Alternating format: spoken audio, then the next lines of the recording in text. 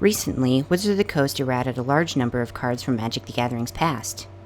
What is this errata, you ask? Well, only changing 257 cards to be Phyrexian. For those unaware, the Phyrexians are one of the original and most metal enemies in the entirety of Magic the Gathering. This may seem like a simple lore change to most people, but oh no, friends. This in fact opens up a whole new door of possibilities. I'm talking Phyrexian Tribal. This is no mere allies tribal deck, in fact. This is a tribe that packs a punch. You may recognize the Phyrexians from cards such as the Praetors, absolute terrors to commander tables everywhere since 2011. Other notable hits include Wormcoil Engine and Blightsteel Colossus, two absolutely enormous threats that can go in a slew of artifact decks, or just any deck that cares about gigantic Metal Bois. Atraxa, a commander that needs no introduction, is also errated to be a Phyrexian. And of course, any card with living weapon. Yes, Batterskull is now a Phyrexian card. There are many commonly played cards that just so happen to be now Phyrexian, and I will include a list of all of them down in the description. However, one card that makes no sense is Consecrated Sphinx. Despite having a Phyrexian watermark, it has not as of yet been errated to be a big Metal Boy.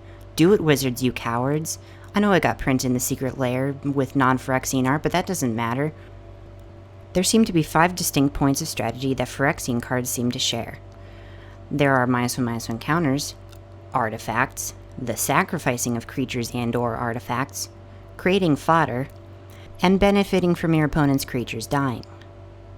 So now the question remains, what is a good commander to fit into these strategies? While for thematic reasons I'd imagine most folks are going to turn to Atraxa, I feel it would be a missed opportunity to cut red from the mix due to its abundance of artifact-based shenanigans.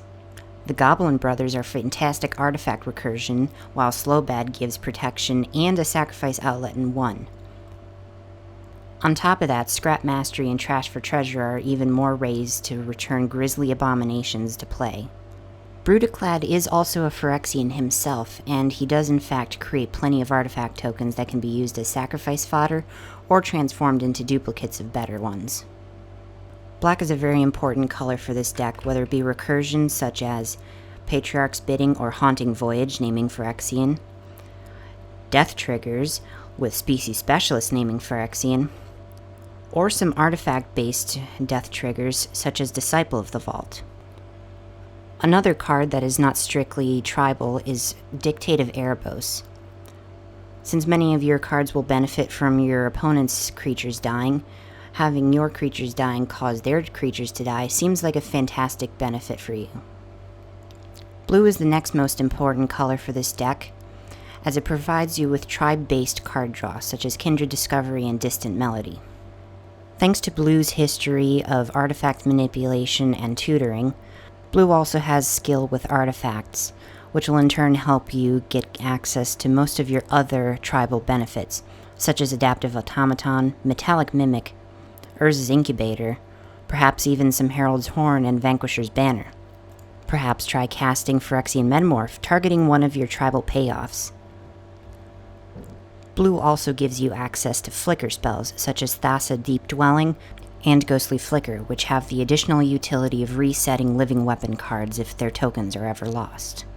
Phyrexians and Flicker do go together well, as many of their enter the battlefields create tokens. These are just some ideas to help either spice up your pre-existing Infect deck to give it a bit of extra punch, or to help create an entirely new deck based on the new Phyrexian tribe.